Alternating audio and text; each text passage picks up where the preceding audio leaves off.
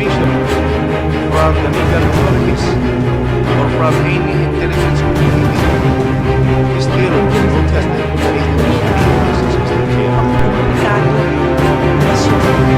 That's why we invited you because of the powers of corruption, and that's why we would like to inquire that to this merge might want to destroy my reputation, my dignity, and my personality, even also my family. Para ma-improve talaga yung aming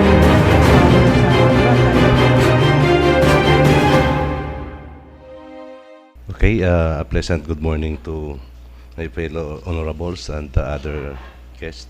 Happy New Year to everyone. Our first regular session is now called to order. Please rise for a short prayer and followed by the national anthem. Let us all pray in the name of the Father, and the Holy Spirit. Amen. Loving Father, with love and humility, we would like to thank you for loving us unconditionally, embracing us during difficult times, protecting our families from harm and danger. May your guiding spirit will continue to protect us and our families so that we can serve our constituents according to your will. May those who have blessed with greater material and spiritual riches will recognize your call to share with one another.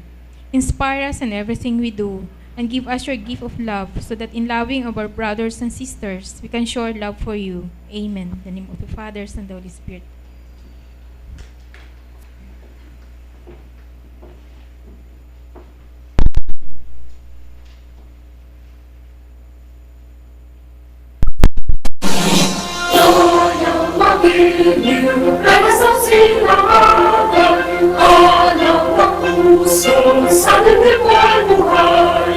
Lupang inilang, kuya ka ng pag-ibig, sa manunungin, di makasisingin, sa nagkakapunog, sa simon, at sa langit mo, may nilagang tunang at awit sa patlayang minamahal, ang bisang lawat, alam mo'y ganun ay narating, ang bituin na parang yaman, ay di mag-ibig.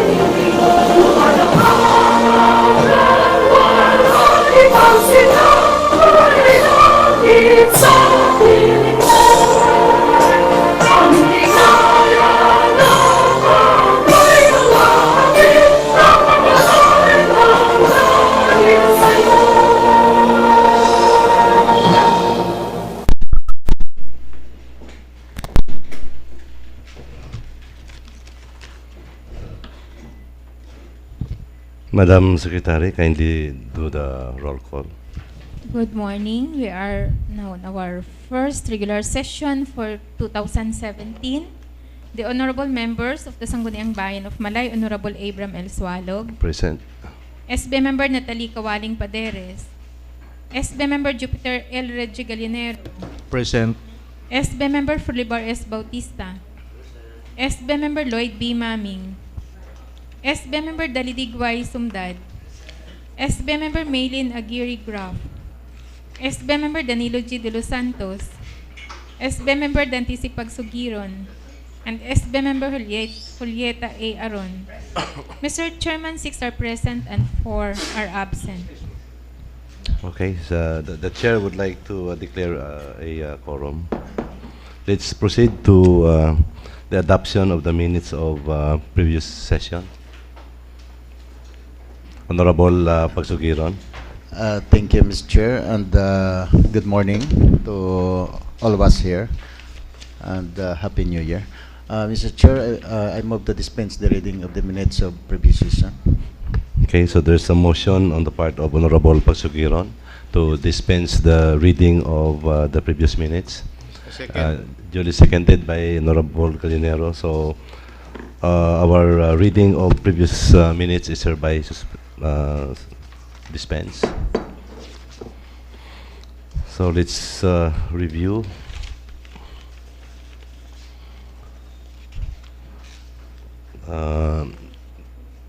Any amendments or correction on page 1?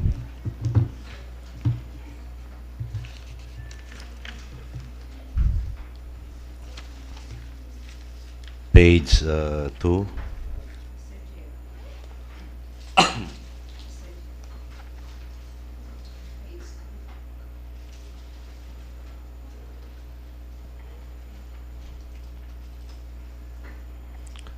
Page 3.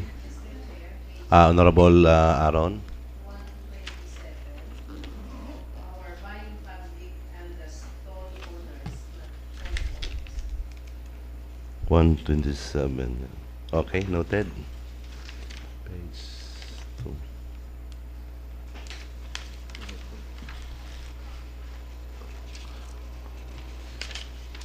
What happened to our page 1 and then no. Nag-jump ko? Nag-jump mo sa page 5 lagi. Okay, so let's proceed to tamangin mo. Okay. Yan na. Okay. Okay. So let's proceed to page 3.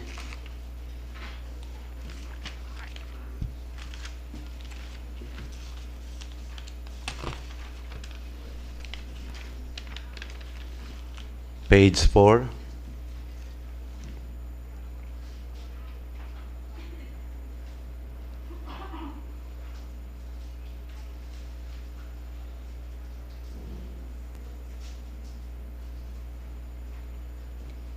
Page 5.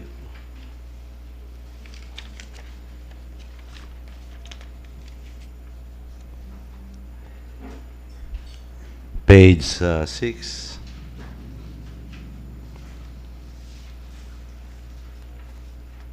Page 7.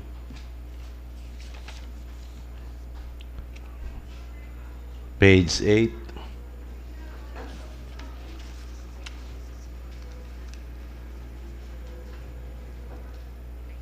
Page 9.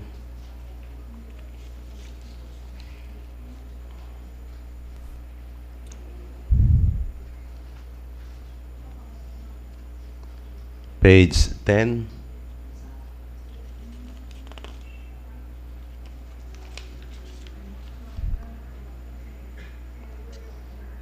Page 11. Jump from my mouth.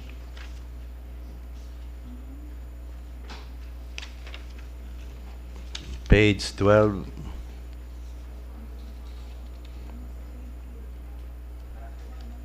Page 13 is missing. Okay, let's proceed to page 14. Mr. Chair, Honorable Gallinero. clarification on page 5. Page 5. Yes, I will contribute also 1.5, not 1.5. Page 5. What line? Line 274. 1.5, 1.5. 274. Okay, noted. SB member Aaron, 1.5 also. Page 15.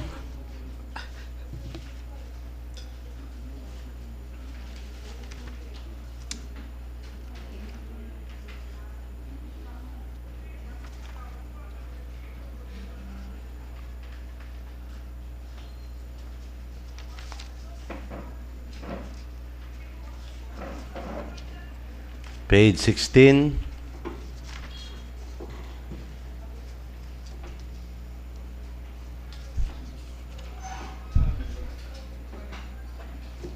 Page 17.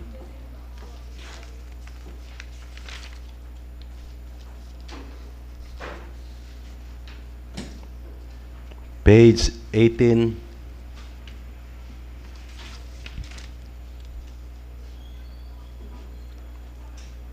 Page 19.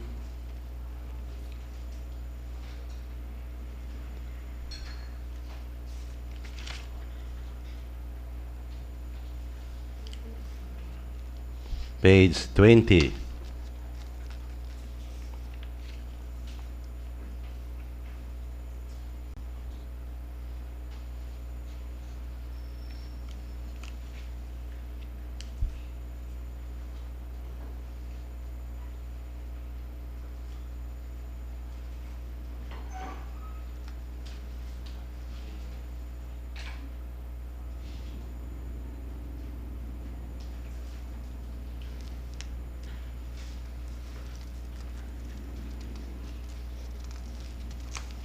Page 21.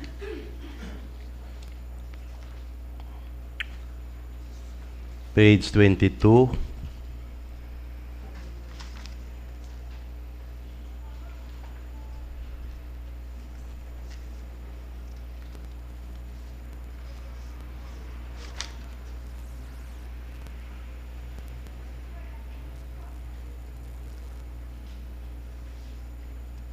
Page 23.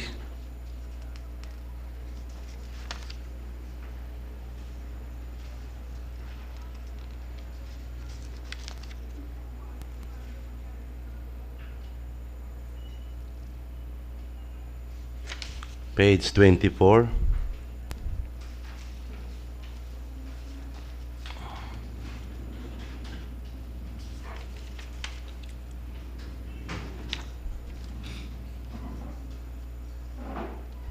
Page 25.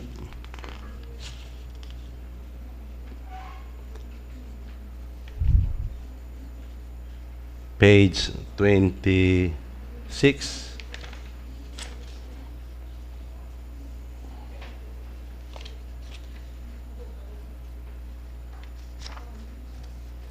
Page 27.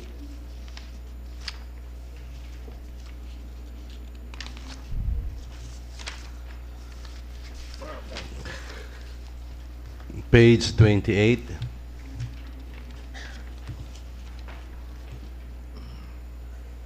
Page 29.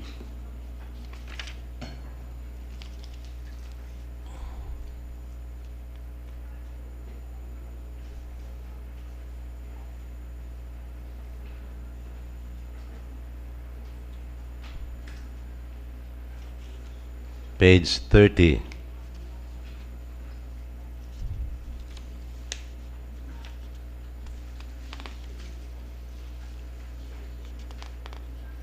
Page 31.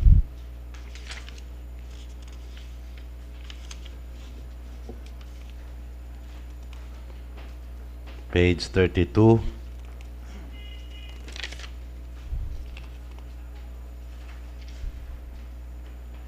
Page 33.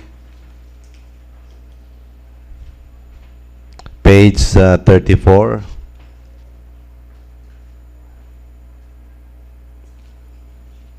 Page 35.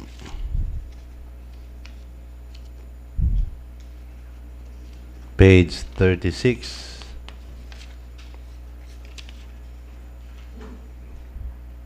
Page 37. Page 38. And finally, page 39.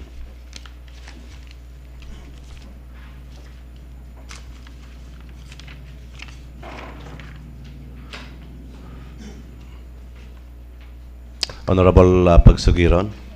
Mr. Chair, since there's no more corrections or amendments in the previous minutes, so I move for its adoptions and approval, Mr. Chair. Okay, so there's a motion from Honorable Pagsugiron for the adoption of our previous minutes. It's seconded by Honorable Aaron.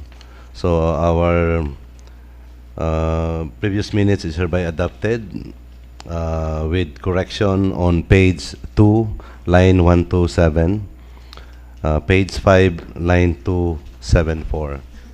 Is hereby adopted.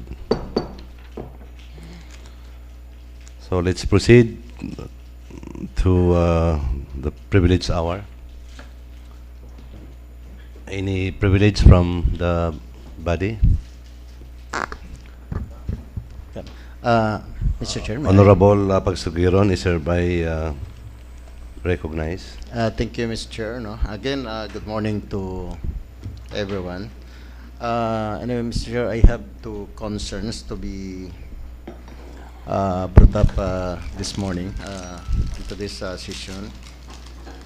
First, Mr. Chair, I have here these documents, and I'm presenting this to the plenary for, I think, for more discussions. And this document is with regards to the Fish Sanctuary Manifesto issued by the, I think by the Office of the Treasurer, and permission to read this manifesto, Mr. Chair. Please proceed. There's a series of numbers, Mr. Chair, no? And this Fish Sanctuary Manifesto, please be informed that the temporary snorkeling tickets will be issued while waiting for the printed tickets from the local government of unit of Malay. There's a municipal logo indicated here, Mr. Chair, in the manifesto. And when I received these documents, Mr. Chair, this was handed to me by the members of the MFSA.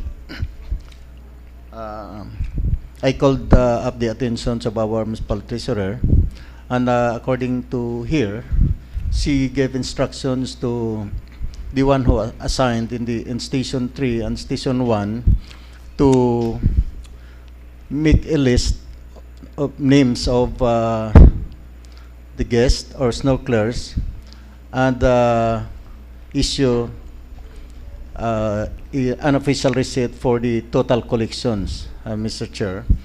But when I confirm, members of the MFSA, Mr. Chair, confirmed to me that there was no issuance of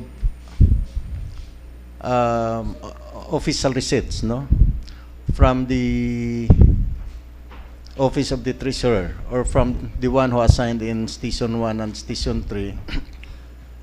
This was also confirmed by some of the boat crew and the tour guide, because I used to call their attention also. And they confirmed to me that the same has no official receipt issued to the guests, except only the manifesto. And because before we collect 20 pesos for the snorkeling fee, and since there's in the revenue code, I think there's already revisions to increase, and so the collect 40 pesos now. And in my records, there were 310 guests listed in this manifesto, Mr. Chair. And if we multiply this in 40 pesos, this equivalent to 12,400 pesos, And it seems to me that, of course, the money collected from this, Mr. Chair, I think goes directly to the pockets of the one who received the snorkeling fee, Mr. Chair. And again, the local government of Malay is being deprived of its revenue. Malinaw ito na parang may sindikato dito And anyway, we will see if the Office of the Treasurer issued really an official receipt after this, because Lucy confirmed to me that based on her instructions that the one who assigned in Station 3 and Station 1 supposed to be issued an official receipt, Mr. Chair. So with that, Mr. Chair, since there is until now there's a conflict, there's a confusions and even an anomaly in the operations or management of the snorkeling area. So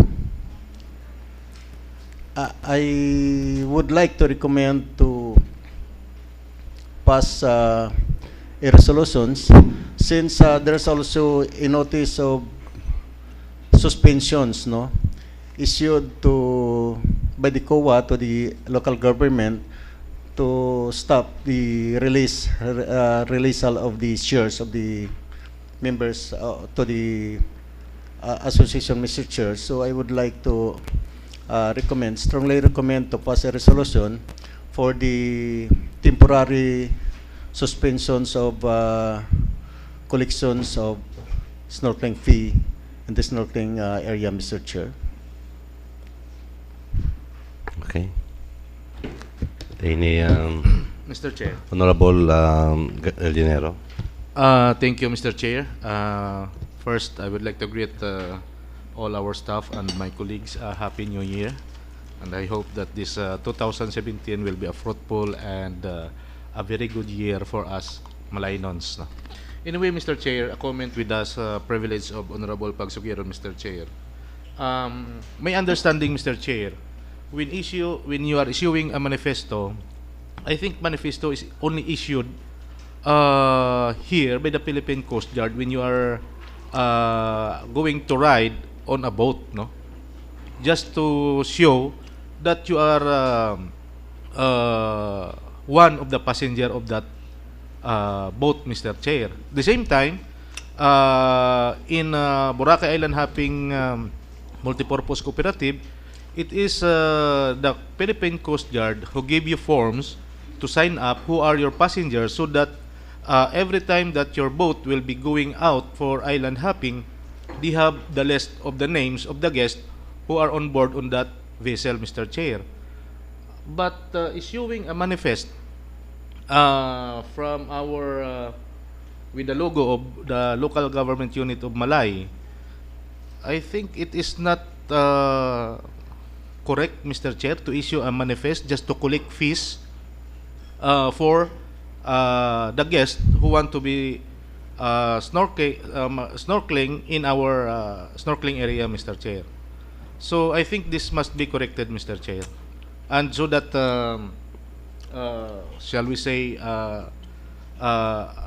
kumbaga corruption madula, Mr. Chair, because wala, it should be an official receipt to be issued, Mr. Chair, so that we can account the money goes in our treasury from the one issued tickets on snorkeling area, Mr. Chair. Thank you, Mr. Chair. Okay. Honorable Mr. Bautista? Presiding, good morning, no, and of course, Happy New Year to all, especially the Malaynons, no, the mainland and Boracay Island. Mr. Chairman, I would like to ask if can we read again the heading of that document subsiding? Okay. Okay. Please proceed, Honorable Pagsugiron. Republic of the Philippines, Province of Aklan, Municipality of Malay, Fish Sanctuary Manifesto. There's a Okay, date. thank you. Okay. Anyway, so meaning that is not a passenger's manifest, Mr. Presiding, as comparing now that manifest with the Coast Guard, no? So it shows only that since it's very clear, based on the letter or read by our colleague here, since there was no existing tickets, I think, no, and still on the process that the tickets will be printed.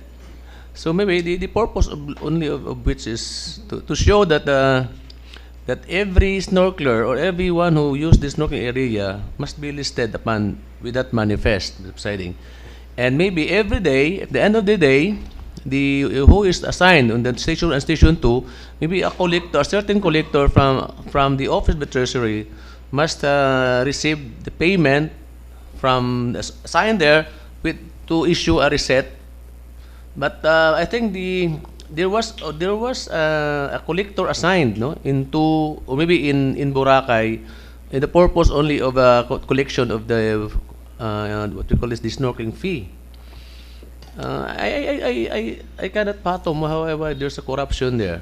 So since it's very clear that's why, unless maybe if there was no records on the collections and the money collected will go to the pocket as mentioned earlier.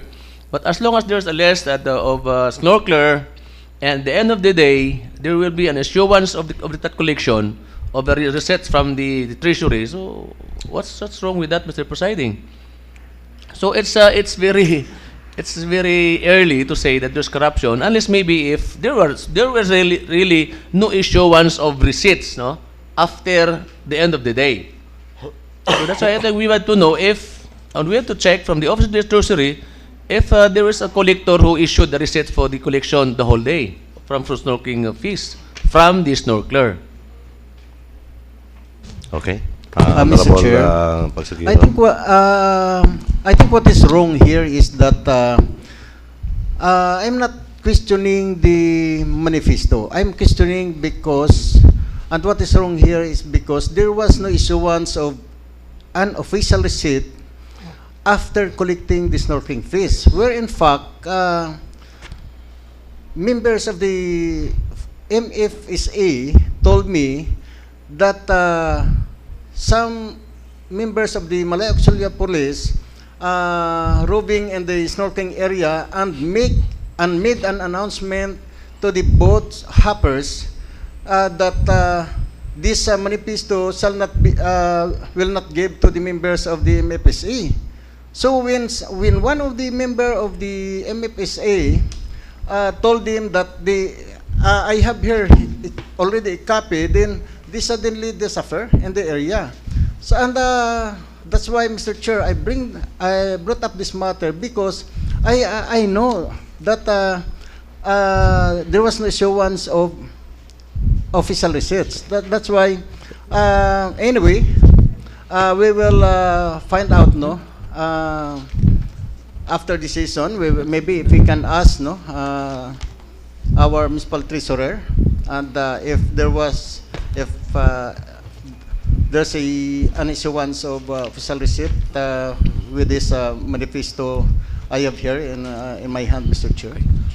Honorable That's why Bautista. it's very early, you know, to say something which is, and it's also improper to say that there was corruption there.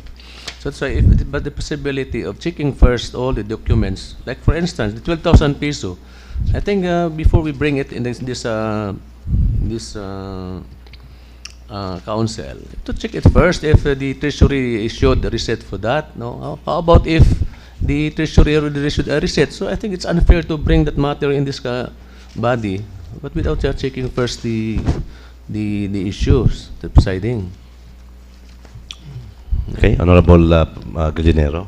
Thank you, Mr. Presiding. I want to be clear, Mr. Chair, that on my privilege with the rebuttal of the privilege of Honorable Pagsugiran, Mr. Chair, I'm referring corruption, a start of corruption, Mr. Chair, because if that matters will not be addressed, Mr. Chair, that will be start of corruption, Mr. Chair. I'm not saying that there is a corruption. I'm saying that will be the start of corruption if that problem will not be addressed, Mr. Chair. So that's why I am telling that if there is a receipt, Mr. Chair, they should be issued a receipt after putting their names on how many guests are going to go into snorkeling. And then after that, they have to issue a receipt. So since there was no receipts issued, I am clarifying that that should be a start of corruption if cannot be addressed that problem, Mr. Chair. Thank you, Mr. Chair. Okay, before we continue, I'd like to recognize the presence of Honorable Natalie Paderes. Welcome back, Nat.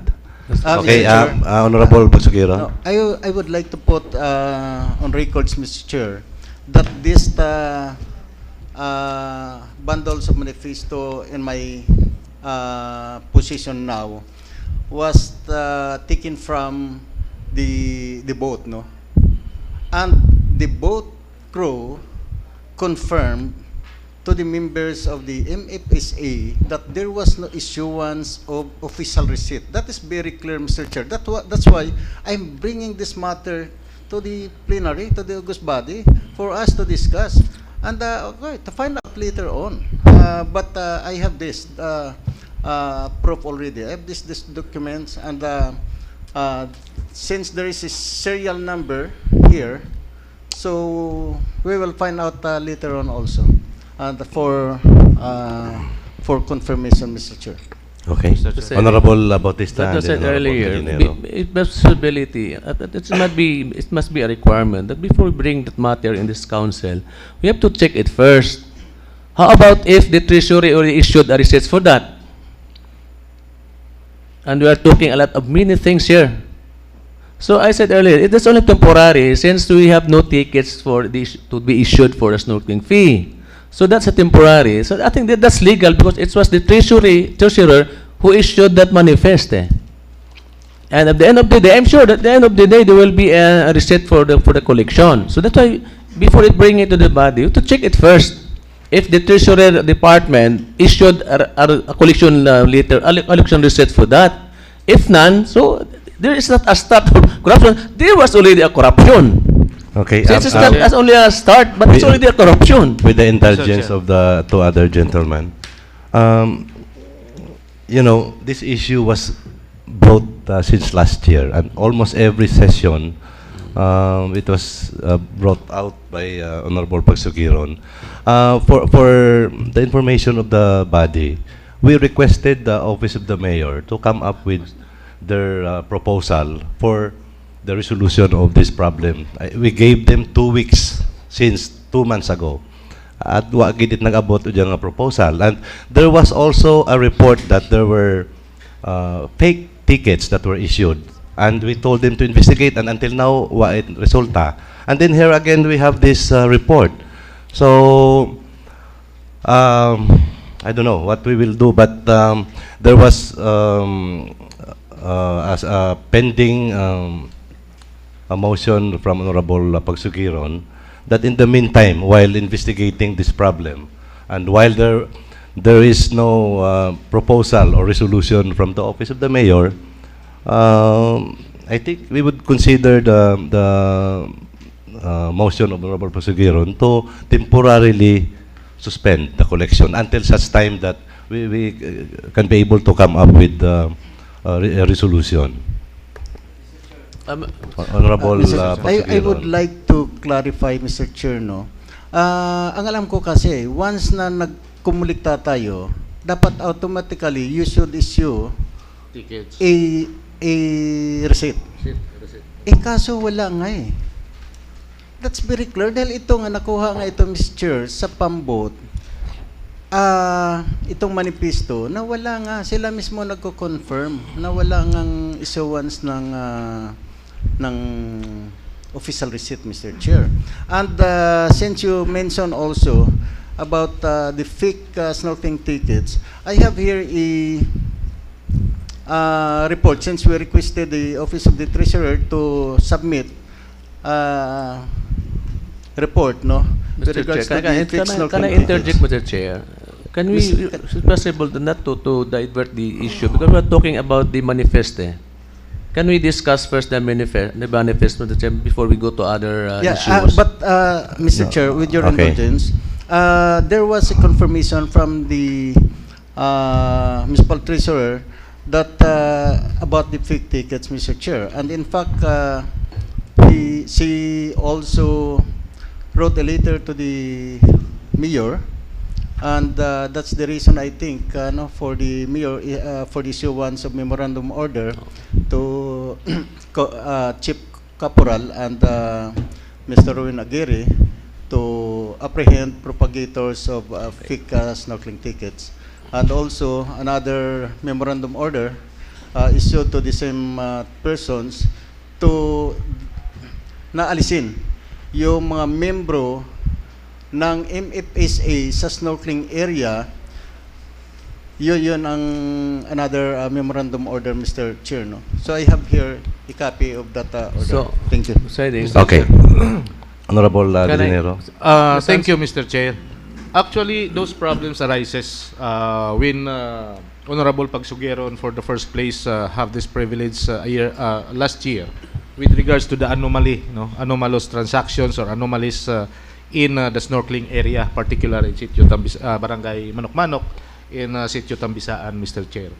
Until to this point, Mr. Chair, we have done a lot of queries and also information given to the Office of the Chief Executive and of course to the department heads concerned.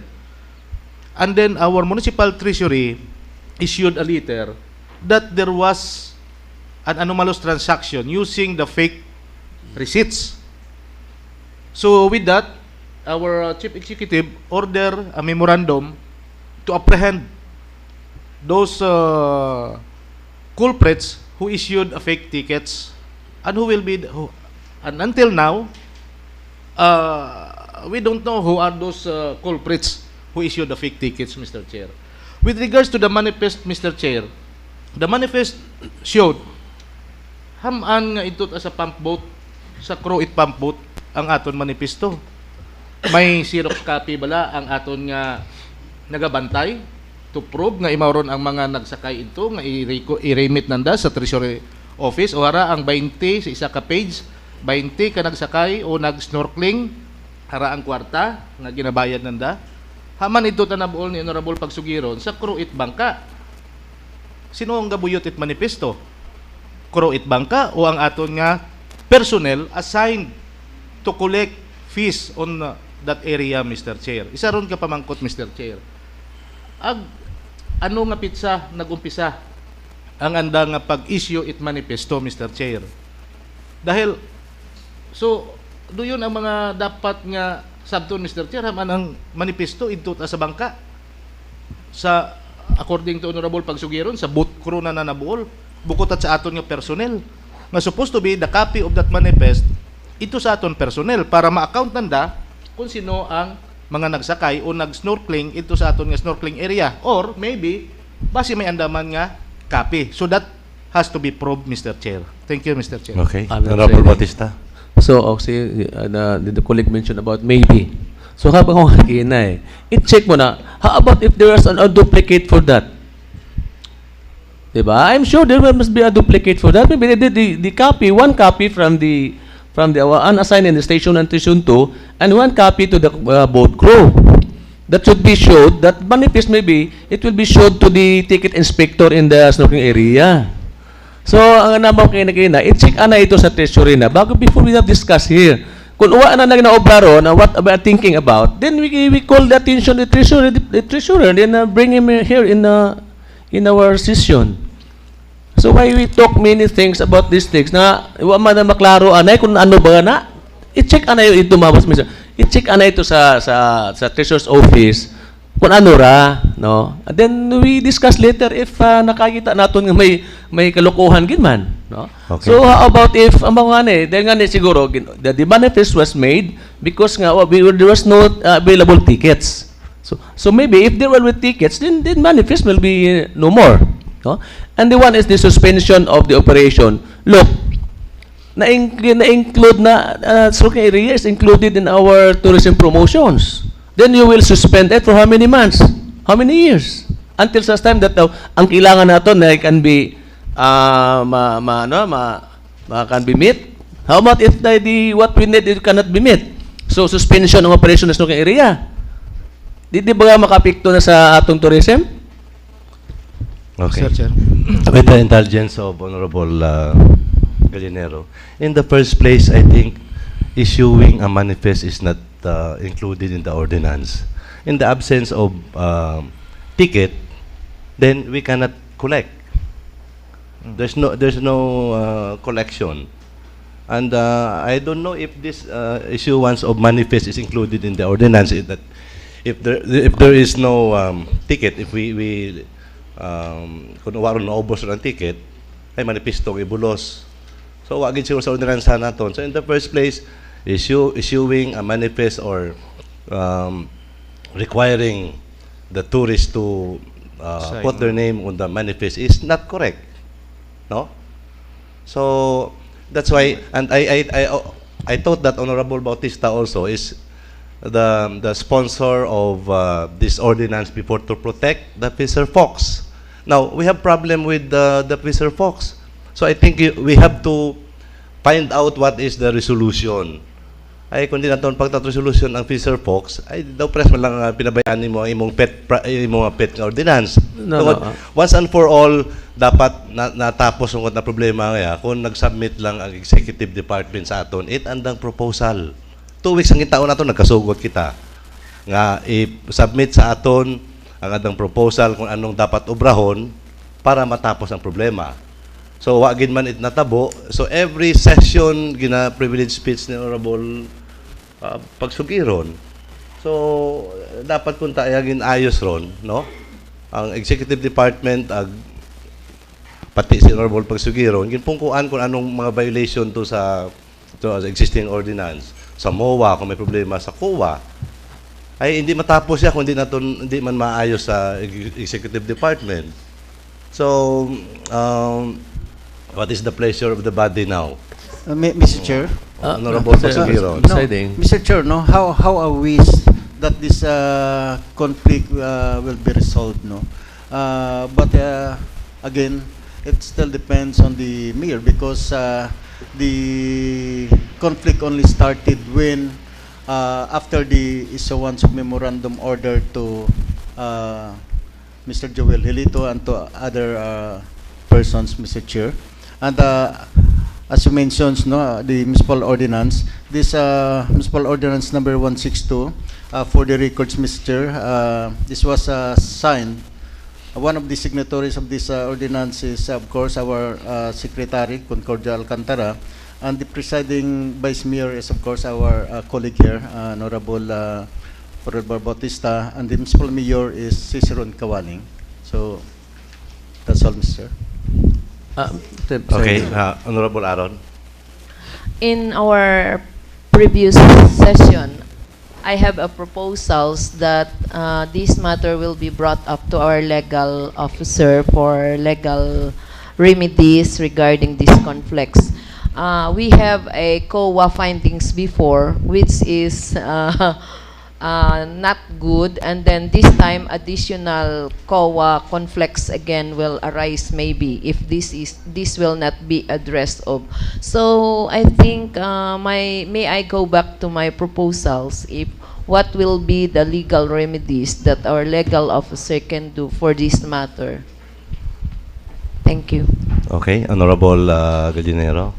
Thank you, Mr. Chair. No? Thank you dun sa kay Honorable Aaron that this matters be brought to our legal officer since that we have already our legal officer, Mr. Chair. Actually, it's been quite some times, no, that we've been talking to our municipal administrator that this problem must be settled earlier, Mr. Chair, so that we can avoid any conflict with regards to the operation on the snorkeling area in Boracay. But with regards to the statement of Honorable Bautista, Mr. Chair, with regards to the problem brought by Honorable Pagsugiron, no, with that documents, the manifest, Mr. Chair, I think it is valid that Honorable Pagsugiron brought that matter to this plenary, Mr. Chair, since this is a privilege. And it is his right to raise those issues, Mr. Chair. And then if we found out that those issues are have some problem with regards to our treasury, and then that's the matter that we can refer this matter to our treasury to confirm what is ongoing with regards to the operation in the snorkeling area, Mr. Chair, but not to allow any privilege in this matter, Mr. Chair. I think it is not correct, Mr. Chair. This is our privilege time, so we can brought out here any we want that we can express, no, and then that's the time that we can ask other departments on how to solve those problems, Mr. Chair, particular when those problems arises on their departments, Mr. Chair. Thank you, Mr. Chair. Okay, Honorable Bautista. I did not say that I am stopping anybody here, member, colleague for privileged speech. You know, what I'm talking is the issue on we should not go out on the issue on this manifest. I'm sure that before the Treasury Department made that manifest, mag-aong ani sa kuwaw kung allowed ba or else she will be liable for that. No? Even it is not included in our ordinance, but since as mentioned earlier, na wala nga available ticket and the operation is ongoing sa lang area, so what it will do? Babayaan na ba nga sige lang kahit walang collection or walang man lang papers na gamitin to be the basis of collection? So mga ni, i-check ani natin to sa office concern. Harabagang manifesto legal ba ra o bukon may ano ba may duplicate ba ra o wa dahil ito ko nabuo ra sa crew. May kopya ba kamo kara o wa? Okay. Ro 12,000 as based on my total whole day collection is almost 12,000 pesos. Gin-issuehan ba ra ita official receipt o wa? Then kung wala na, then it's a very big issue. No? And I think that's the time na we will call the attention of the treasurer why she's doing this. Illegal, and said earlier that there was a corruption already for that. At sa graft and corruption. So, ang kuwan ba na ako, para manami smart ang atong discussion is, may basis ba kita? O how about if after decision, i-check na ton, kompleto tanan gali. So, why wasting talking here na kompleto man gali tanan papilis ito? Diba? Mamala akong mga kamar sa presiding. It's our privilege nga, diba? It's privilege. Pero, haman i-discuss pa na to kung ito malanggay kompleto magali ito ron. Diba? Then after the discussion, they will check. So i-check ta na ito para kwan ba nga may saga gibang gali imaw. Ay Mr. isipon Chair. no nagdiskusyon kita yan sa pati sa treasurer nga tama mangali obra na. Mr. Chair. Diba? Mamala ako. Okay. I may- Honorable Galinero and then Honorable Pagsugiro. Thank you, Mr. Chair. With the indulgence of Honorable Pagsugiro. Actually, I think the problem is there. Honorable Pagsugiro is just presenting the problem because according to our presiding officer, that is a violation of our municipal ordinance. With regards to, aside from issuing tickets or the one paid to snorkeling, is not the manifest. So I think there's a problem already, Mr. Chair. So that's why my understanding, Honorable Pagsugiron brought this up to this plenary so that we can inquire to the office of the Municipal Treasurer's Office with regards to this problem, Mr. Chair. So siguro mo man lang ron imangkot naton sa dato, gin-refer ang problema iya. So imangkot naton ito sa Treasury. Kung ano bala ang mayad kag ano ang matuod nga ginaobra nanda ito with regards to that manifestation Mr. Chair. Okay, Honorable Pagsugiro. Mr. Chair, I think all what I bring here is has a legal basis, Mr. Chair, no? From the very start. I have here a documents to show that all what I've said has a reference. Not only this manifesto, because even the fixed snorkeling tickets has already a document saying that there was a fake snorkeling ticket is being issued to the snorkeler, Mr. Chair, and there was a confirmation from the Office of the Treasurer. Even the hiring of Mr. Eddie Vargas, based on the memorandum order, I have a reference here because the hiring of the memorandum order issued to Eddie Vargas dated I think October 20, but later on he was employed November 2. So I have a reference for that. I have basis. So that's very clear, Mr. Chair. So if we go back one by one and piece by piece, from the very start, from the very beginning, I have here a complete documents to show, Mr. Chair, as a proof of my claim, Mr. Okay. Chair. Thank you. With the indulgence of Honorable Bautista, I think it's fair also on the part of Honorable Pagsugiron that all his privileged speech regarding the Farm C, he discovered the fake tickets, and on that basis, the mayor issued a memorandum to apprehend. So there are facts on the privileged speech, and this time with a manifesto, we cannot dictate or we cannot stop any member of the council to deliver a privileged speech, and on that privileged speech, we can conduct investigation because we cannot conduct investigation without a basis also because it's not official for you to go around and investigate the department heads without an official communication. So I think it's just proper to Honorable Pagsugiron to deliver a privilege speech regarding that matter so that we can conduct an investigation. We can call the attention of the particular department heads. And so, kung mat problema, kung halimbawa nga eksakto, so okay, so we can clear their names. But what happened previously, nga pamatudan nga plus ang fake nga ticket nag-exist, na issue. On that basis, si Mayor nag-issue it memorandum. So may sense, may pulos ang privilege speech. So in this case, there's a pending motion by Honorable Pagsugiron. We have to discuss that because it's still pending, no? Honorable For the Bautista. proceedings, we must remember, presiding, that in every rules there is an exception, di ba? So this is one of the exception. Since there was no tickets, by the issuance of this manifest, yun na.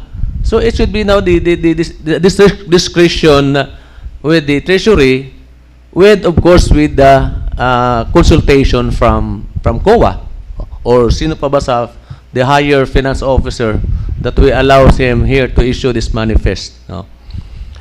Yun lang, Mr. Presiding, ang ano ko siguro na no.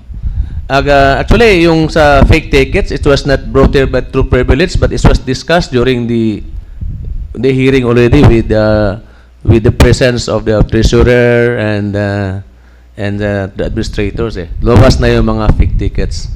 Anyway, ang ako mo lang, Mr. Presiding, I am not against with any privileges delivered in this body. Ang ako lang bagay, klarohon anay na baga naton. No. So, though the Treasury has the time to explain herself, halimbawa, if we found out that tama gali, then anybody will say here, then privilege speech again, saying, I'm sorry for, ano ba? So, ang ako pwedeng, kaya pachapit mo lang or pila kita agapangutana, anura, treasurer, makara, anura, tama ba gara, no? And then, that's the time that kung wala, then, birahon ta sanda. Ano mo pwedeng siguro? Mawala ako, dahil, we are in the LGUs We are here, we are officials, by mga, they are appointed officials. You can check to them, pwede tawagan no? Hindi not waiting to dito pa, no? Marami akong masaya siguro. Thank you. And then I think we have to end it. Kung if the shall we say, the body will just stop the operation or suspend, it's up to you who decides here. Kung i-stop the operation because of that manifest. The problem with the manifest, Mr. Presiding. Okay. Honorable Mr. Chair, one last, Pagsugiron, no? No, Mr. Chair, I would like to categorically say that after receiving this manifest, Mr. Chair, I called up the attentions of our municipal treasurer. At sinabi niya sa akin, ang instruction niya doon sa station, sa collector, sa station 1, station 3, listahin, gumawa ng listahan sa manifesto. After na mailista, isyuhan ng official receipt. Yun ang sabi niya It's very clear. Pero ito kasi, may confirmation from the tour guide and the boat crew na wala silang na-receive na official receipts. That very clear, Mr. Chair. I called up the attentions of our municipal treasurer. And maybe it's good also that our colleague here, Honorable Bautista, mentions about some concerns na dapat ma-clarify ito sa Treasurer's Office.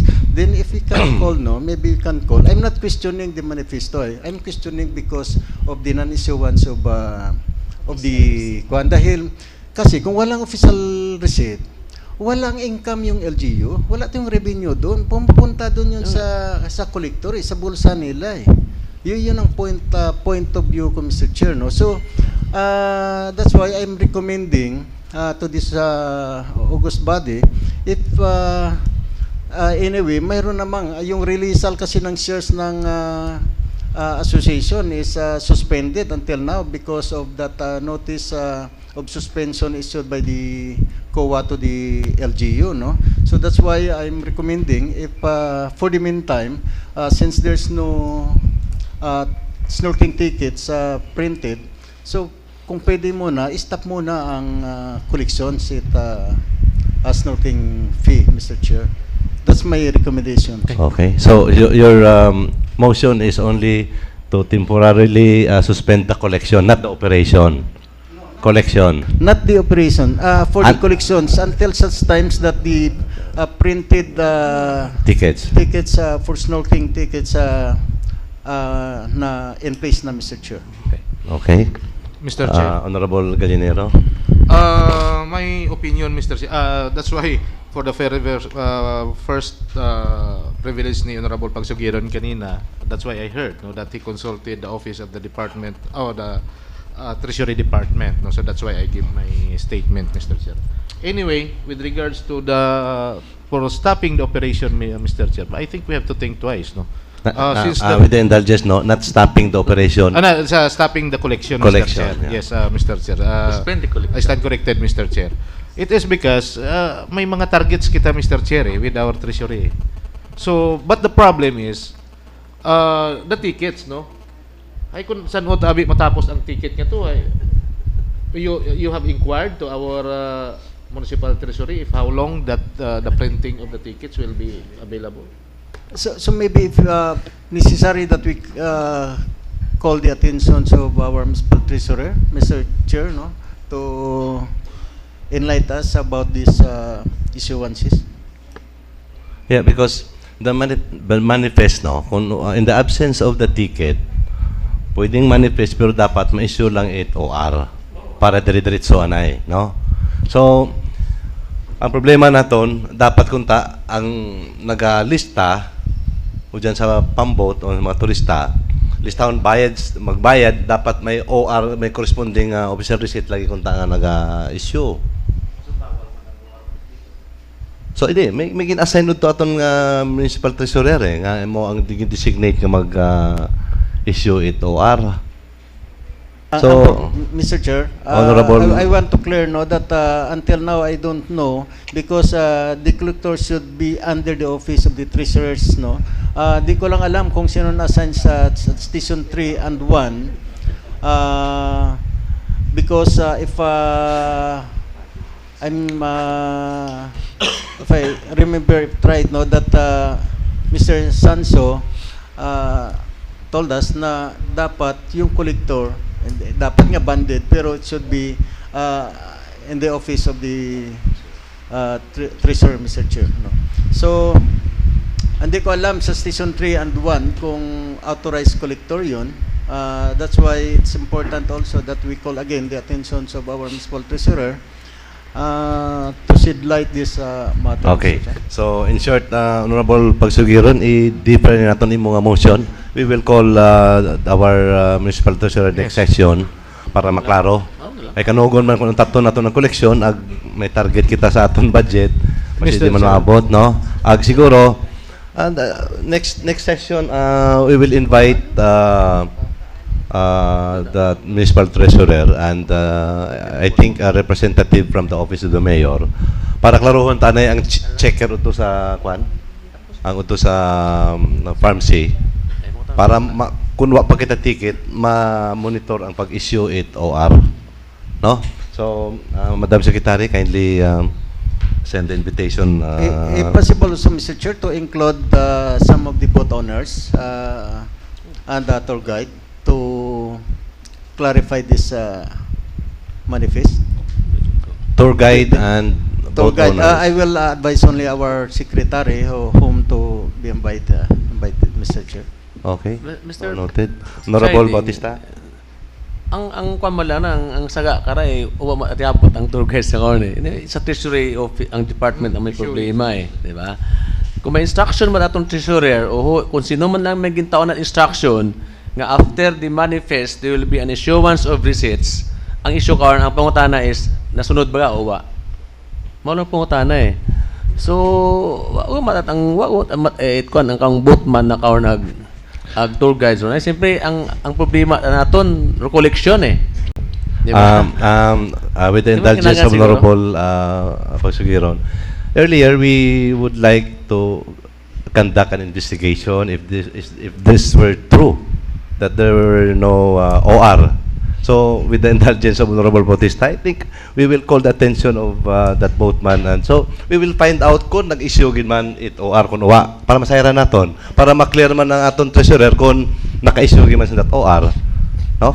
Para once and for all matapos ang issue. Mr. Honorable Chair, Pagsugiron. Mr. Chair, what we want is we are seeking for the truth.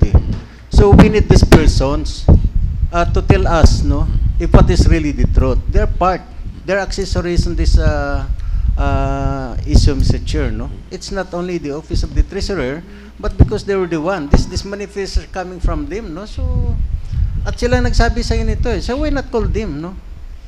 If they're telling the lie, then that's the time we can tell them that okay, you're not part of this island. We can declare them as a persona non grata if they're telling us a lie, no, Mr. Chair. So I think we need Mr. them. Chair. Okay, Honorable Calinero. I agree with that, Mr. Chair, but I think if we call the attention of all the boatmans concerned, ababo taron, Mr. Chair. No, Maybe we not can all, call not all. We can call the association or the cooperatives, No. Mr. Chair, because those both are under the Boracay Island Hopping Multipurpose Cooperative. I call only a few, no, maybe two from the BIHA and maybe two from the tour guide. Okay. Presiding, Honorable Bautista. since the purpose really is an investigation, can we ask our colleague how many manifests been issued and iba-iba ba ang kanyon? Pambot, every manifest? Iba-ibang pambot pero iba kasing manifest, walang nakalagay na pambot. Meron dito Alvin 3, Junjun, Santa Clara, Charin. Yung iba walang nakasulat na pambot. In fact, yung date is mayroong December 29. Tapos mayroon namang ibang walang date, Like, no? Mr. Chair, Just- may I ask Honorable President, Pagsugiron ikaw if who was the signatory in the manifest? Wala bugos walang signature. There should be Meron a dito, no, signatory from the boat captain and from the LGU part. Dapat kasi ito, filled up lahat to. Dapat check by, no? So walang may naka-check So Check by the LGU. something wrong. And then There's something wrong with confirmed this. by the boat captain. So ang i-invite lang ang hatong pambot lang tatlo. Sa akin nga kahit dalawang pan lang. Daiwa lang. Para hindi masyadong sangag. We will not invite them all, Mr. Chair, no? Two from the tour guide and two from the boat crew, Mr. Chair. Okay. Okay. Mr. Chair, Honorable Galinero. and I am calling the attention of those who are concerned with this problem that this should be magaistoryahan ag ayuson, no? Because 2017 we have to move on. Ay, dapat ayuson nundan ang sa pharmacy, sa part. We found out that there is an anomalous, but still we don't have any decisions for that, Mr. Chair, no? Or else we can make an investigating body for that, Mr. Chair. But if may istoryahan man lang, haman, diba? Just for the sake of Mr. Chair, that so that those problems will be settled earlier, Mr. Chair. Thank you, Mr. Chair. Okay. Thank you. So, is there any other? One more, Mr. Chair. Anyway, Honorable- before I'd like to thank Mr. Chair because I bring up this matter for more discussions, and I appreciate Honorable Bautista for some some of the salient points. So thank you for that. Another one, Mr. Chair, is this is with regards to the arrest of Mr. Doji Fernando Manuel and the bypass operation of the illegal drugs conducted by the PDEA and the PSOG, Mr. Chair, last week. For the informations of the body, Mr. Manuel was employed by the local government of Malay, designated as a security guard, and security guard, security officers or security guard. Siya kuan kasi sa designation, sa job order is security guard, So with this, Mr. Chair, I brought up this matter since because until now we have resolutions which was approved already, but these resolutions pertaining to the mandatory drug test to all municipal and barangay employees, but until now it was not yet implemented, no? So I think we need to remind again the office of the mayor for the immediate implementation or actions with this, no? Because I still believe, Mr. Chair, that there are more employees in the municipality and barangays that are involved in drugs, Mr. Chair. Thank you. Okay. Mr. Chair. Honorable Gallinero. Thank you, Mr. Chair. In addition to that, Mr. Chair, no, I think Mr. Duji Manuel is a member of Municipal Auxiliary Police, no, sa HR. Security Di ba officer. map ana nga designation? Hindi, pero map ana nga designation sa ban sa HR. So that's why there's a conflict, no, between the designation and the duty. Mr. Chair, no, with the resolution passed by Honorable Dante Pagsigiron and it was already approved by this August body, Mr. Chair, I would like to remind the office of our human resource development, no, na they have to implement this year the drug test in any renewal of our job orders, casuals, and regular employees, Mr. Chair. Because this is the high time that they can ask for a drug test from their from those who are going to be renewed, no, as our employees in this municipality, Mr. Chair. So that because during the time that Mr. Manuel was apprehended, he was wearing the uniform of security or with the logo of our municipality, Mr. Chair. And I hope that this will not again, no, to other employees of this municipality na wag tularan, no. So again, Mr. Chair, I would like to ask to inform the office of our human resource through our secretary that this resolution of Honorable Pagsugiron be implemented as early as possible, Mr. Chair, in renewing their job orders, Mr. Chair, of our municipal employees. Thank you, Mr. Chair. Okay, noted, Honorable Gallinero. So is there any other privilege so we can move to the question hour? Norman. Norman, okay. Question hour, we have... Mr. Chairman, we are privileged this morning to have with us our newly appointed Municipal Legal Officer, Attorney Melanio Prado Jr.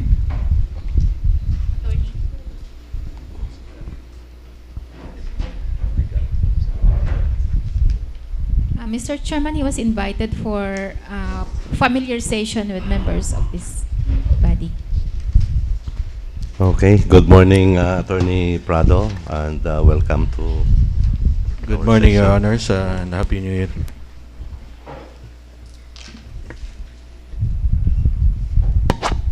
Honorable Gallinero. Thank you, Mr. Chair. I think we invited our newly appointed legal officer just to know him more, no? Welcome to the family, attorney, and Thank you. Happy New Year. First, Mr. Chair, no? First, Mr. Chair, I move that the rules of our regular session be suspended first, Mr. Chair, in order to interact with our guest, Mr. Chair. There's a motion from Honorable Gallinero to suspend our rules. Seconded. Seconded by Honorable Bautista. So our rules is hereby suspended. Okay. You may continue, Honorable Gallinero. Thank you, Mr. Presiding. With our guest, again, Happy New Year and good morning, sir. Can you give us even small or big details with regards with your personality, Mr. Attorney? Thank you, Your Honor, and Mr. Chair.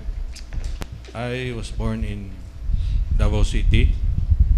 Took my elementary and high school in Davao City, but I took up first year in Iloilo. And then I went to the UP Visayas in Iloilo for the first year in college, and then finished my college and my law degree in FEU Manila. And I've been in the practice of law since 2001, and I've been a resident of Malay for the past, I think, 10 years now. My family is living in Manila, and I have 3 children, and I'm living in Barangay Balospos, Your Honors. Okay. Any other Ano na? honorable? Okay, thank you, Mr. Chair. So, Honorable Bautista. I'm glad that for the first time we have now for how many years now that we waited for a legal officer for this municipality. And we are always referring to a legal consultant for how many years, and even charged by COA for their salary. No? And now this time maybe no more charging to us. But it was exciting. Very happy now that we have now the legal officer to support some legal actions to be taken in the future. And I'm sure na ready naman si attorney siguro na to face any challenges when it comes to legal actions. Dahil nasira natin attorney nga kababo gimat kita nga dapat nga pang-filean baga, no? Dahil gabi yung gid sa building construction attorney kabo, no? Agro nga tabo pa nga ni imbes Royal Gio gagapile kaso, hay Royal Gio pa ginapile kaso nagbaliskad. Ang violators saan nagapile kaso pa sa munisipyo. So maybe this time kitawat aron mag-file kaso sa mga violators, Your attorney. So Yes, sir. okay ba? Kaya ba? Yes, we'll do that, Your Honor. Yeah, so ima mo lang akong attorney ro na kuanan nga, so we have to set parang may sampulan yung kita baona, no? Hindi yung kita nga natabot abihay ato implementor na hadlok man. Dahil nga ni kuno nga wa kita legal officer nga magdepinsa. So now it's a high time na to review ro mga papilis inaron sa aton mga department heads. Kung sino ato unahon, i-raffle na to kung sino ato unahon nga pilot kaso. I'm sure this body will have a full support, no, for any legal action against these violators, attorney. And personally, I will full support for any legal action sa mga violators, Mr. President. Thank you, Your Honor. Okay. Any other Mr. Chair? interaction? Honorable Pagsugira? I have nothing to say but to congratulate Attorney Prado. Since, of course, at last we have already our legal officer, and maybe what is good here is Attorney Prado is also Malaynon. It's ours. It's our family, and I hope that with his support and siguro mas marami siyang may tulong sa atin, no? And of course, I'd like to encourage Attorney Prado to so tingnan din siguro kung ano talaga, no, what is important for our local government, for the municipality of Malay, is that we can work together, and we work as one towards one direction, Mr. Chair, no? I think pagdating sa mga legality, I think Attorney Prado can help us on that note, Mr. Chair. Thank you. Okay. Honorable Aaron? Regarding my proposals before, since last year, the issue brought up by our colleague here, Honorable Pagsugiron, that maybe Attorney Prado can have a resolution on that. But first, before our personal talk while on the business area in Katiklan, he has also already advised the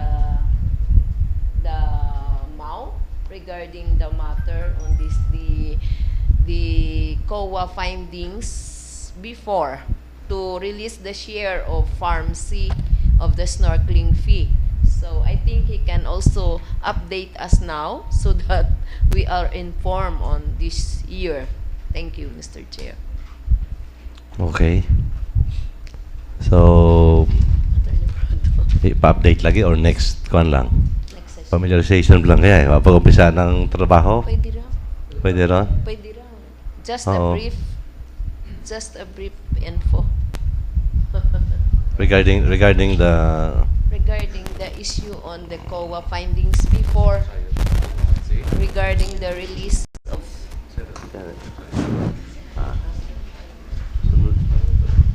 what is the plan? I just don't know, but I'm next.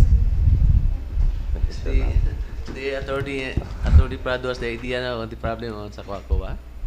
Yeah, we have happened to alam na talk ba? in a business area. were you able to Just a brief. check all the ordinances, the memorandum of agreement, the advice from COA, this executive order issued by the office of the mayor, or paano mo tanan Yes, Mr. ma-research? Chair. Yes, Mr. Chair. I've already reviewed the records. So I'd like to ask the body if we will. Yeah, if possible, Mr. Chair, so that the issue will be closed if yes now the recommendation and action to be taken is presiding. Okay. Your Honors. Go ahead, Attorney Prado. Excuse me, Your Honors. I have here copies of the notice of suspension and the proposed draft of the MOA. Because according to COA, they issued the notice of suspension based on several grounds. Now, when we had a meeting with Mr. Denrick Sajasa, we agreed that he will issue a draft of the MOA to be submitted for approval from the COA. If it will be approved, we are of the opinion that we should revise the MOA in order to satisfy the needs of COA so that subsequent payments will no longer be suspended. So what we have here is a draft of the MOA made by our accountant to be submitted pa. Ay wa pa bina-submit to. I have the opportunity to get a copy. And hopefully, if this will be approved, ay ma-suggest rin kami nga kung anong paagi nga mabaylohan na to ng MOA. And there was a suggestion from COA also that every disbursement of funds must be accompanied by an appropriation ordinance. That was one of the guidelines brought up by COA, Your Honors. Attorney, the amount here stated, no, 40 pesos. Is it? I don't know in the original ordinance how much is the charge? 20 or 25?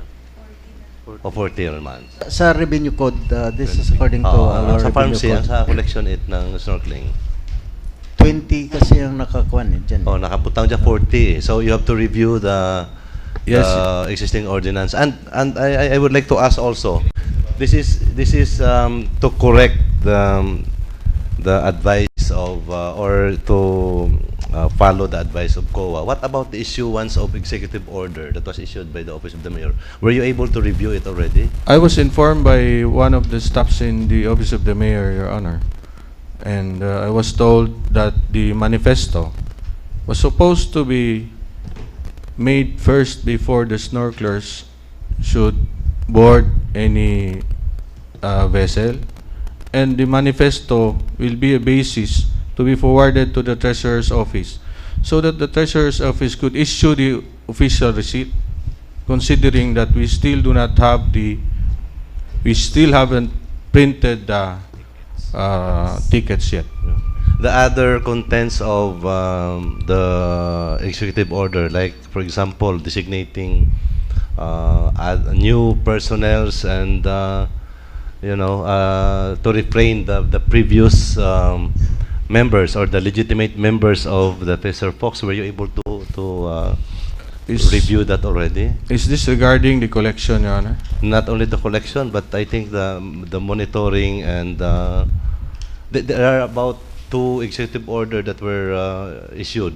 So I would like to ask you to review all these issuance of executive order, and then you also have to review the existing ordinance and the memorandum of agreement. Kung naga-eksakto tanan kung naga-reconcile tanan, because there were allegations that there were violations on the existing ordinance. There were allegations that there's a violation in the memorandum of agreement also. So you have to review comprehensively so we can get your legal opinion regarding this matter. Okay, Mr. Chair. And before the other gentlemen, we're importante mo, ang dula lang ako. No, ako lang subsiding. But Honorable I think Bautista. the issue will be resolved, no, especially in sa conflict with some personnel in looking areas, and at the same time with the PFSA. Siguro by next session, the possibility na to request for the mayor for to send a letter for inclusion in our calendar for first reading the proposed new MUA with MFPSA. So maybe once this will be consummated, this problem will be resolved. No? So we have to be in a hurry para matapos yung problema nga ron, dahil the problem is ito, in order to the compliance with the COA, compliance with the ordinance. So by consummating the agreement, I think this will resolve the issue, Mr. Presiding. Okay.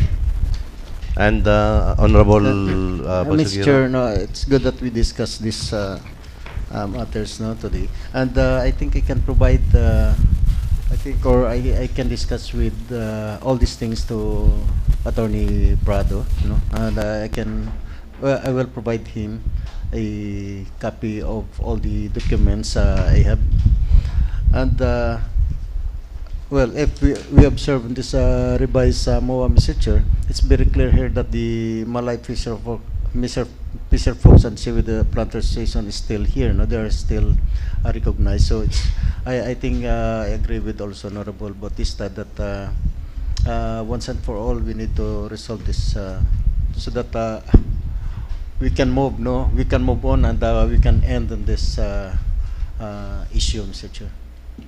Okay. Okay, so Attorney Prado, take note of the request. But not only the MOA, but try to review also the existing ordinance, so we can amend if there are if there are amendments needed in the ordinance. Then we can act on it. And I'd like to congratulate Attorney Prado. That's why we asked you to attend this session. Congratulations for being our legal officer, and I hope it bias sa tanan, ha. You have to be neutral and give your legal opinion, no matter kung sino maigo. We will abide by your guidance when kung nakita na mo nga eksakto. But that's why we have the legal officer, para makorek tanan-tanan aton hinaobra on the matter of legal action, no? Okay, thank you, Attorney Prado. Welcome, Mr. Chair. Thank you, Your Honor. Excuse me. Okay,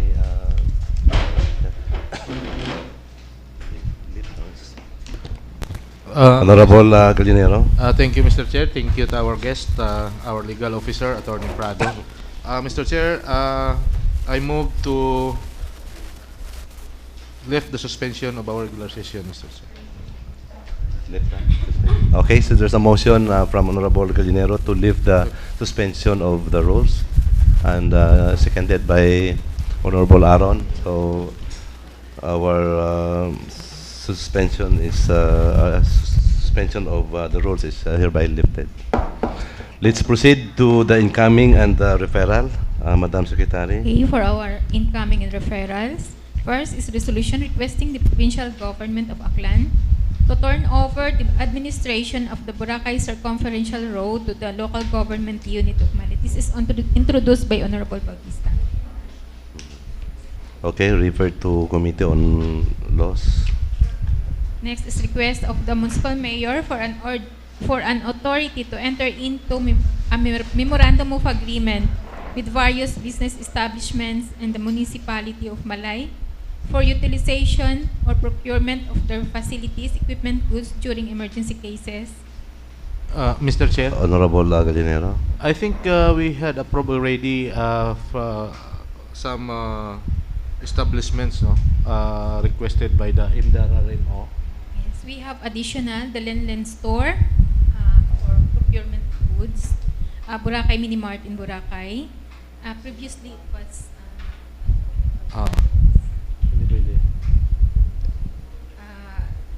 Katiklan Drugstore in case of medicines in the mainland, a J&C Medicine Center in Boracay Island, the Bonong Merchandising, Prado Funeral Homes, Susyon Funeral Homes, Katiklan Boracay Transport Multipurpose Cooperative. Okay, thank you, Madam Secretary. Okay, so refer to Committee on Laws. Proceed, Madam Secretary. Next is we have here a letter from our municipal mayor. The honorable members of the presiding officer, I am constrained to veto Municipal Ordinance number 358 on the following grounds. Municipal Ordinance 358 is an ordinance requiring all structure or building constructions in the municipality of Malay Aklan to secure an endorsement from the Sangguniang Bayan of Malay.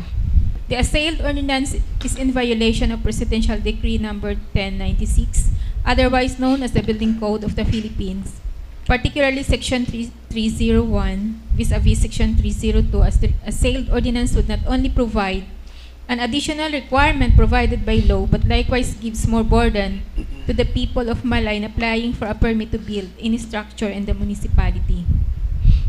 Issuance of building permit is the primary function of the building official under the executive department, not under the legislative department, to which the said ordinance is suggesting. And last, because of the proposed endorsement mentioned in the ordinance is not allowed by the building code, any endorsement therefore serves as a violation thereto. Hence, the person endorsing any application for a building permit commits a crime, particularly a violation of Section 3A of RA 30119, otherwise known as Anti-Graft and Corrupt Practices Act, by persuading or influencing another public officer, the building official, to perform an act constituting a violation of rules and regulations, or an offense in connection with the official duties of the latter, or allowing himself to be persuaded, induced, or influenced to commit such violation or offense. Signed by Honorable Cesar Escawaling, the Municipal Mayor. Okay. Any reaction from the body? Our ordinance was vetoed by the Office of the Mayor. Honorable Bautista. I think this should be referred back to the sponsor, Mr. Presiding, to make a decision on this matter. Who's the sponsor of the Honorable Pagsugiron?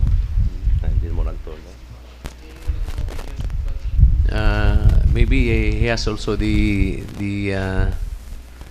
idea, his purpose and the reasons, no, to prove the legality of his action, Mr. Presiding.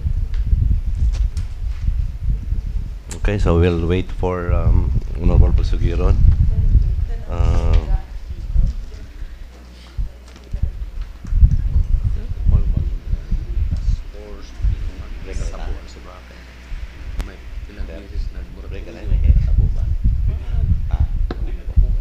Okay. While waiting for Honorable Pagsugiron, our session is suspended for 2 minutes. Confirmation from the legal authorities or from any intelligence community is still broadcasted on the radio. That's why we invited you because of the power interaction, and that's why we would like to inquire that besmirch my or to destroy my reputation, dignity, and my personality, even in those of my family. Para ma-improve talaga yung aming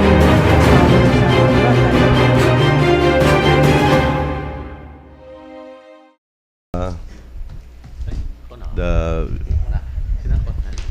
Mr. ordinance Chair? that was vetoed by the Office of the Mayor. I have not reviewed the veto.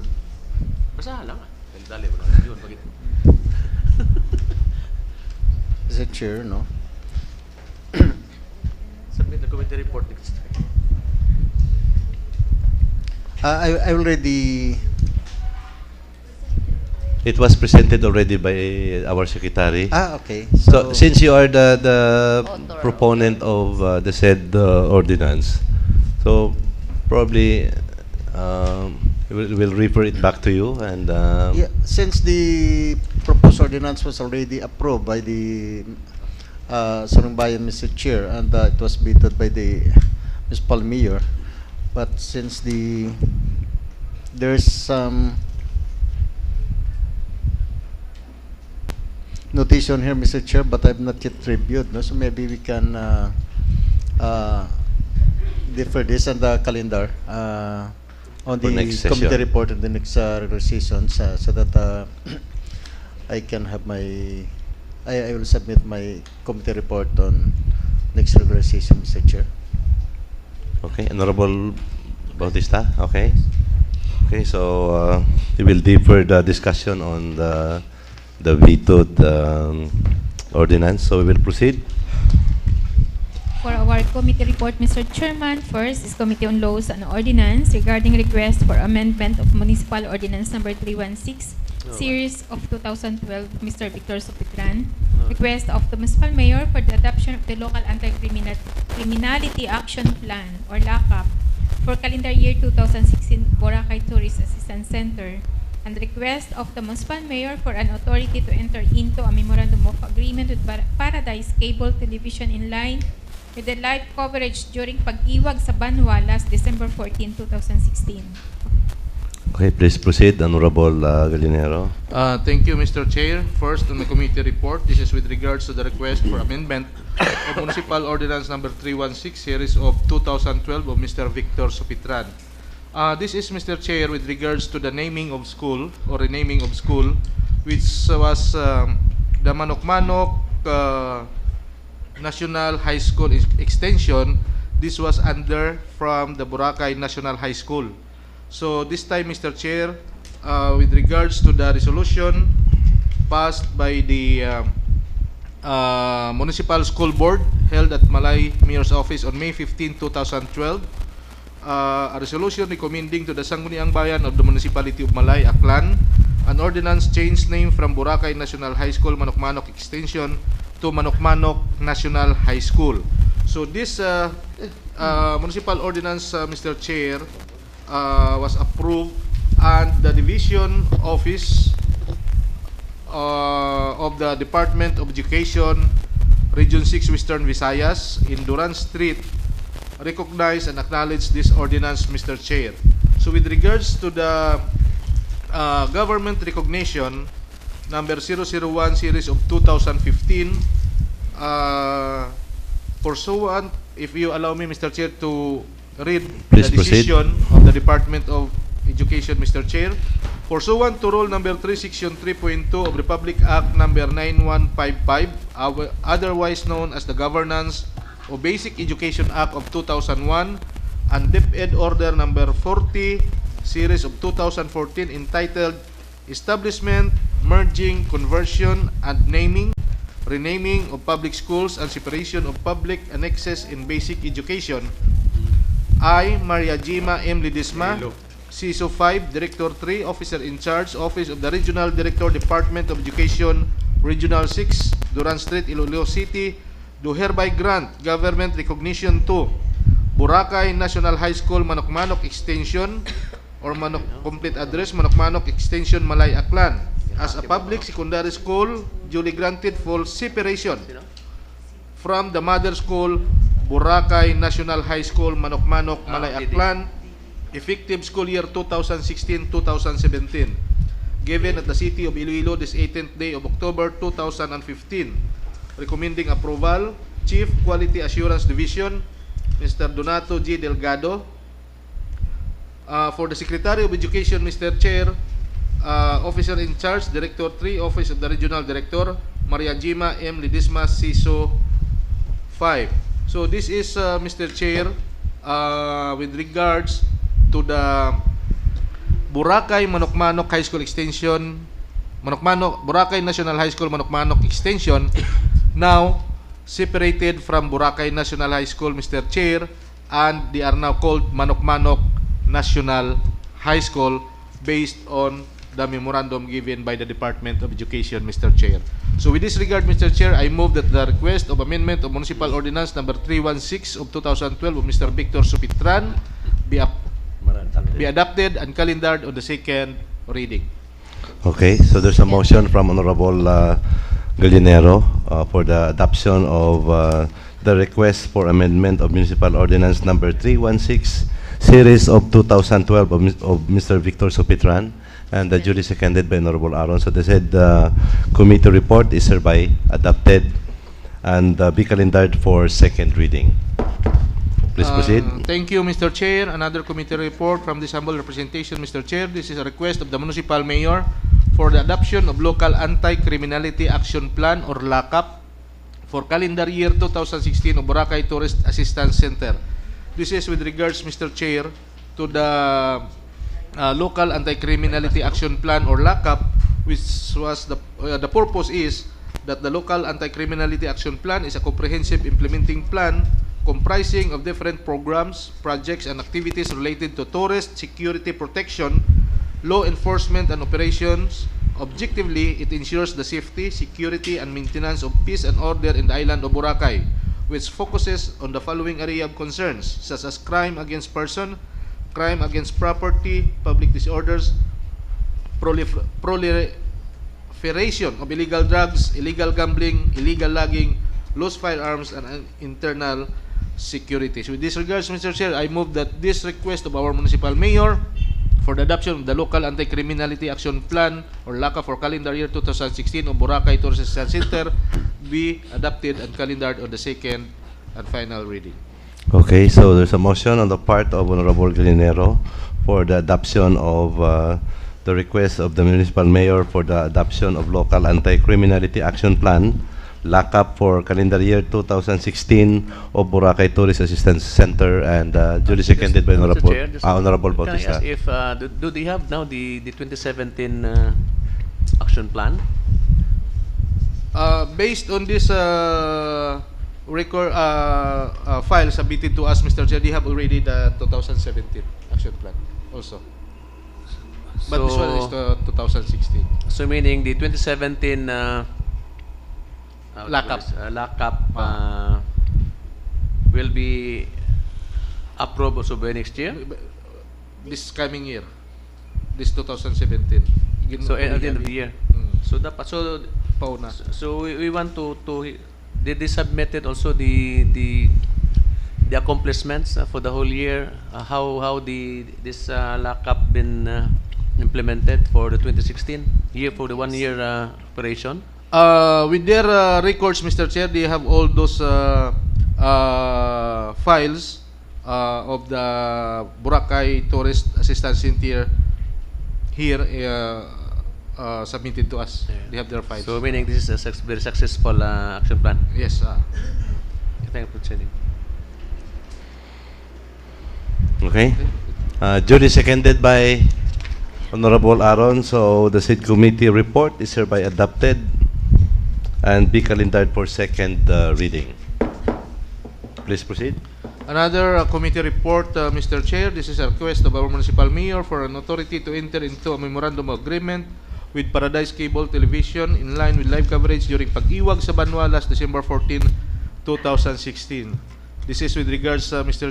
Chair, to the live coverage of Paradise Cable with our program here in the municipality. No, an agreement that the Paradise Cable Television a videographer of Paradise Cable Television agreed to the following terms and conditions. That one of the conditions, Mr. Chair, that they will be the one to cover live the coverage of our Iwag sa Banwa last December 14, and they will be paid of 10,000 pesos for that coverage, Mr. Chair. On that regards, Mr. Chair, I move that this request of our municipal mayor for an authority to enter into a memorandum of agreement with Paradise Cable Television in line with live coverage during Pag-iwag sa Banwa last December 14, 2016 be adopted and calendared on the second and final reading. Second. Okay, so there's a motion from Honorable Calinero for the adoption of committee report regarding the request of the municipal mayor for an authority to enter into a memorandum of agreement with Paradise Cable Television in line with the live coverage during Pag-iwag sa Banwa last December 14, 2016, and duly seconded by Honorable Paderes. So the said committee report is hereby adopted and be calendared for second reading. Please proceed. For our last committee report, Mr. Chairman, is Committee on Environment, Committee on Tourism, and Committee on Land Use regarding appeal for consideration of Jollibee Food Corporation to put up an outlet in Boracay Island. Okay. Honorable Pagsugiron. Honorable Bautista, but he was not around last session, no?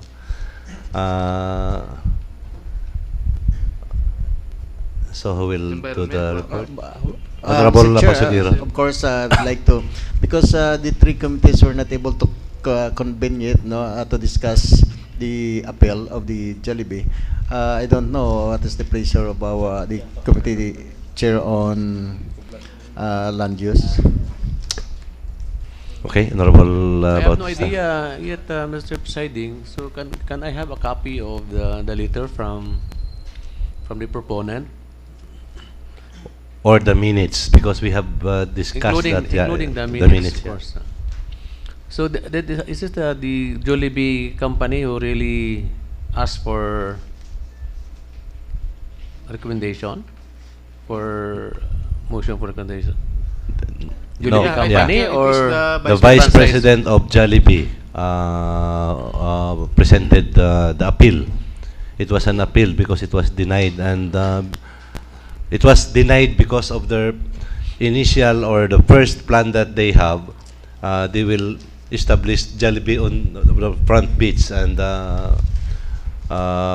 we understand that it's not allowed in the island of Boracay. So they presented an appeal with some revision. So is it really Jollibee who will operate, or with the franchisee? Franchise. Oh. Franchise. Oh, Jollibee. The one who attended was the Vice President of Jollibee. So we want to know, Mr. Presiding, if who will operate that Jollibee operation. It was the franchisee or the Jollibee itself? The franchisee. The franchisee. I think, Mr. Chair, I can still remember when Honorable Galinero asked the presenter if what is the status, then it was clarified that it was a franchisee, Mr. Chair. Okay. Mr. Honorable Presiding, Bautista. ano problema baga iba ro naga-request, iba naman ga-operate. So whatever discussion had been agreed into during the actual operation, hindi na masunod. But the problem, Mr. Chair, no, it's only the time that I knew that it's not only one Jollibee, but there are other Jollibee putting up, no. I think that's on the main road, but has no Endorsement. was not referred to us, no, and that's no endorsement from us, no. Okay. Can we ask Mr. Presiding, why is it that because as far as I remembered, the one who requested for an endorsement before to SB Galinero, since he was the committee chair on land use, who requested an endorsement at the operation of Jollibee at the Station 3 before? At the Villa Criselda. Villa- Facebook Hotel. Yeah. Yeah. But why is it that there was now one constructing a Jollibee company in the main road without passing through the... It's different company, different franchise. So that's why is it that they are allowed to have the Jollibee construction there without any endorsement from the council? I don't know. They didn't pass any. Even did not ask recommendation from this I August think we body. have to be consistent, Mr. President. I have to call the attention of the zoning officer on this matter, Mr. Presiding. We have to be consistent. Okay. So what's the pleasure? Are we going to invite the municipal zoning officer to? Yes, an exception, Mr. Presiding. Why Then- this one Jollibee they referred to us, and why the other Jollibee they did not refer to us? That's the question. I think Committee level lang, okay. So we will ask the zoning officer to attend on the committee hearing to finalize the report. We can include only the discussion during our committee hearing to invite the zoning officer regarding the putting new Jollibee, which is putting up now in the main road, which was not given endorsement. Why not? What was not referred to this body. No. In spite of the previous applications of Jollibee have been referred. Yeah. And to be consistent, because McDonald's, they applied, they came here to apply, no? Or ask an endorsement from Yeah, as an the Sigunang endorsement, Bayan. and they were not allowed to put their establishment on the front beach. Oh. Okay. are we going to Honorable include Pasagero. engineer, our municipal engineer?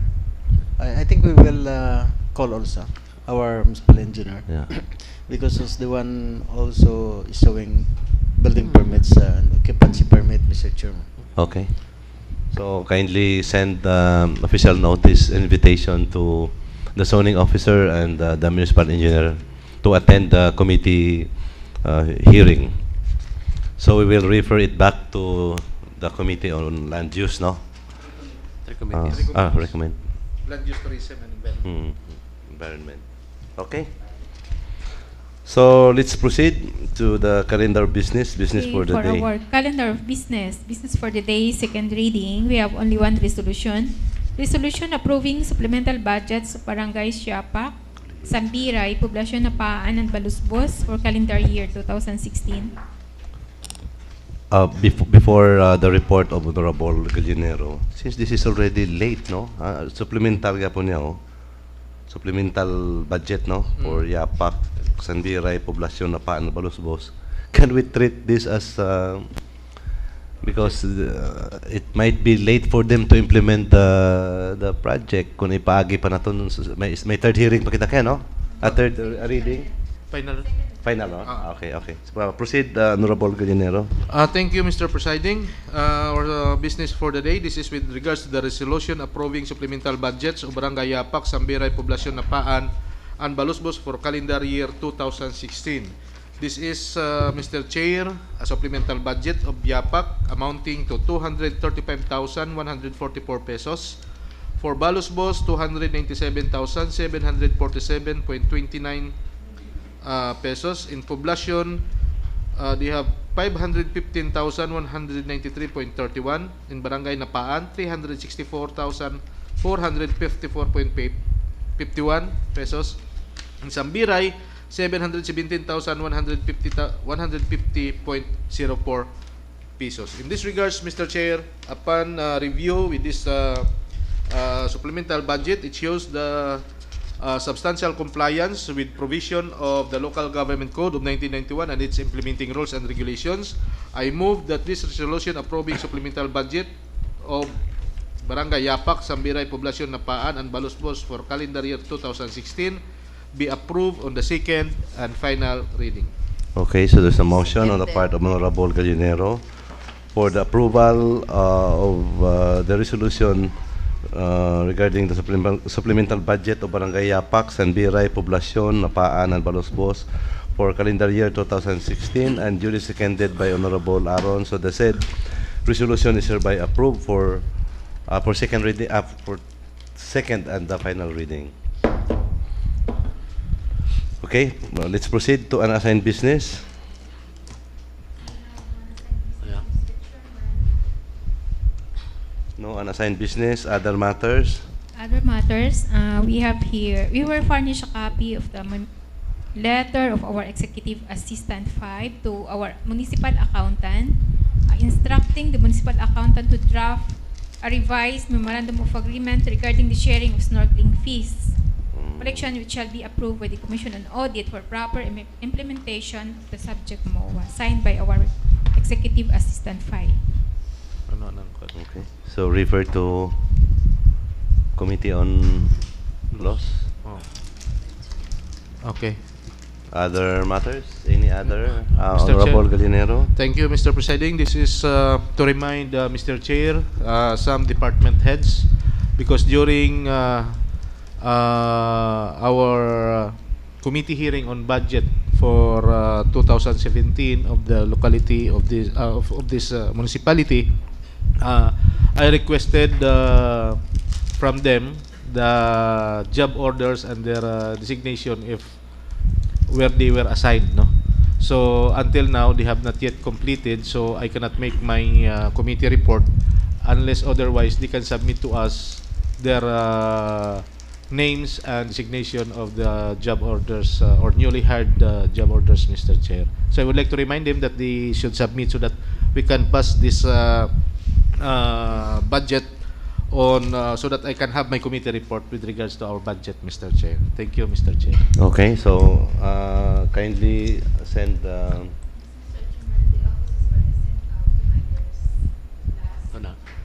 Last week pa? Okay po, submit. Okay, so it will cause the delay of the approval of the budget. Yes.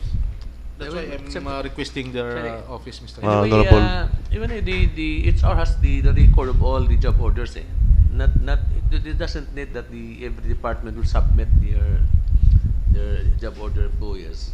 I think the HR has already a copy of that. I required the department heads to submit their own job orders because even the department heads, they don't know who are their job orders. Okay, so send them second notice and give timetable. So to whom is the letter addressed?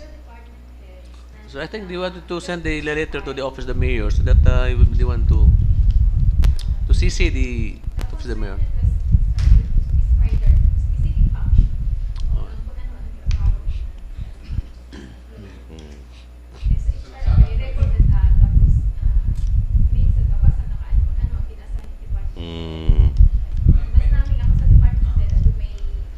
Detailed.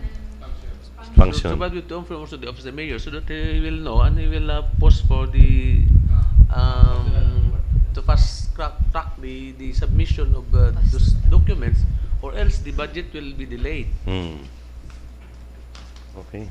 It should be stated in the letter addressed to the office of the mayor that we will require the head of the offices regarding the records and function of their Second reminder. job orders. Otherwise, it will cause the delay of the approval of the budget. Because during the committee here, committee hearing, Mr. Chair, I asked the department heads if who are their job orders, and there was name in their list, but they don't know where or she or he. So to make it more clearer, I required them to submit to us, every department, their job orders. Okay. Thank you, Okay. Mr. So Chair. Noted. how can they submit this? He doesn't know who are those people. That's the big problem. how can how can they submit? So this doesn't know who are those people. So I think it should be the HR we can do. Yeah, they are trying to research first who are these people around. Okay, so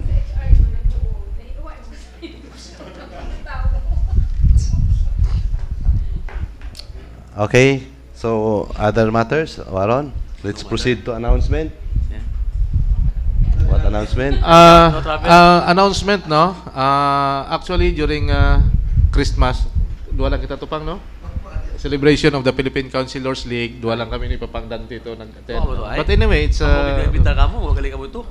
Come on. ito kami daywa lang kami. Gago ka mo ito. I think this coming 11 October, January 11, we will have our Sadsad with the Philippine Councilors League. No, Philippine Councilors League 11. So we will follow the group of the provincial government, and then at the back it's the Philippine Councilors League, PCL 12. Ay, 11. LGU is 12. 11 ang sa PCL. So those who want to join, may free t-shirt, and then we can join the Sadsad. On the 12, sa aton si LGU. Okay. 11 ana 8 Councilors League at 12 ana 8 LGU. Okay?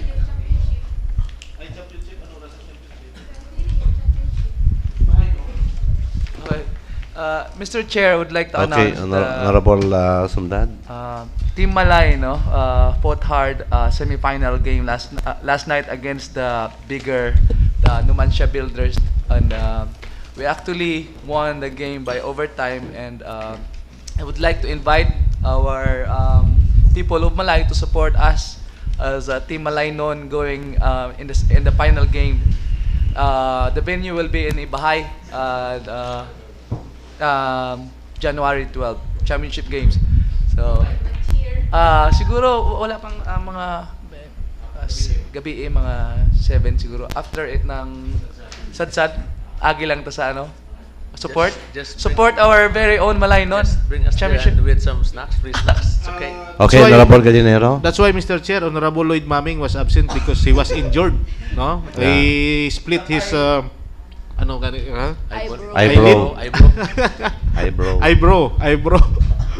But anyway, congratulations to Team Malay, Mr. Chair, for waiting for the finals. Okay, congratulations. And No more. For subsiding? Honorable Gallinero. I move to adjourn the session. I second the motion. There's a motion from Honorable Bautista for the adjournment of our first regular session, duly seconded by Honorable Gallinero. So our first regular session is hereby adjourned at exactly 12:30 noon.